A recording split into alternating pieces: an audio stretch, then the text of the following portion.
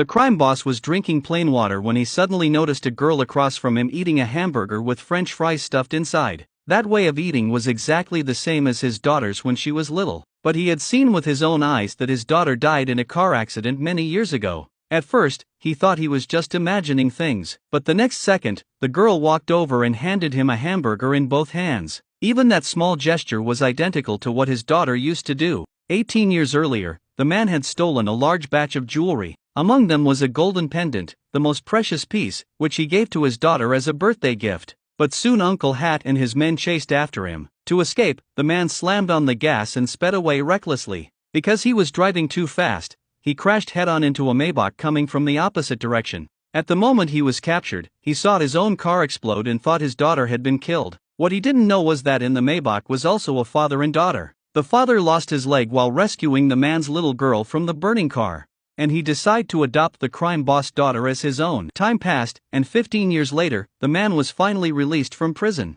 All this time, the crime boss blamed the man who saved his daughter for his suffering and for the accident. From that day on, he worked relentlessly and eventually became the richest man. With his wealth and resources, he searched everywhere for the man who had caused his daughter's death, not knowing that the girl had grown up into a kind, sensible young woman. The girl, in order to treat her foster father's leg injury, had more than once suggested selling the golden pendant from her neck, but her foster father always refused and warned her never to part with it. He wanted her to one day find her real father. On the girl's birthday, her foster father took her to eat her favorite hamburger. While he left to fetch the cake, the man happened to be sitting nearby. He saw the girl eat her hamburger in the exact same way as his daughter did long ago and froze in place. The girl, too, felt a strange familiarity with him. She even offered him her hamburger to taste, a gesture identical to his daughter's from the past. "Uncle, what's wrong?" she asked, snapping him back to reality. He explained that he had just been reminded of his late daughter and mentioned how he once sewed a golden pendant for her. Just as he was about to describe it, his underlings interrupted, reporting that they had finally found the owner of the car from the crash years ago. The man stormed off with hundreds of bodyguards to confront them.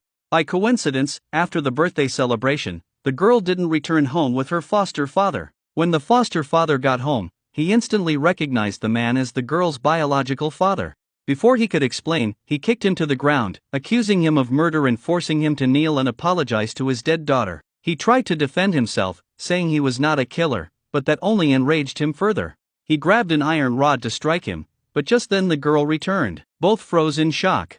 The man accused the foster father of being unworthy of raising such a good child, while he protested there must be a misunderstanding. The man roared that 18 years ago, if not for him, his daughter would not have died, calling him a murderer. The girl cried out that her father could not be a killer and begged for the truth. The foster father insisted it was the man's reckless robbery and speeding that caused the accident. The memory made the man even more furious. He struck the foster father again and ordered his men to torture him further. The girl, desperate to save her foster parent, knelt on the ground, pleading for mercy. The man sneered, saying if she was willing to sacrifice for this so-called killer, then she should prove it. He ordered her to clean his shoes, then demanded she cut herself with a knife to experience the pain his daughter had suffered. Crying, the girl agreed, insisting she had to protect her father just as he had always protected her. Finally, the man said he would release her father only if she obeyed one last humiliating command, but at that very moment, the golden pendant around her neck slipped out. The man froze. It was the same pendant he had given his daughter 18 years ago.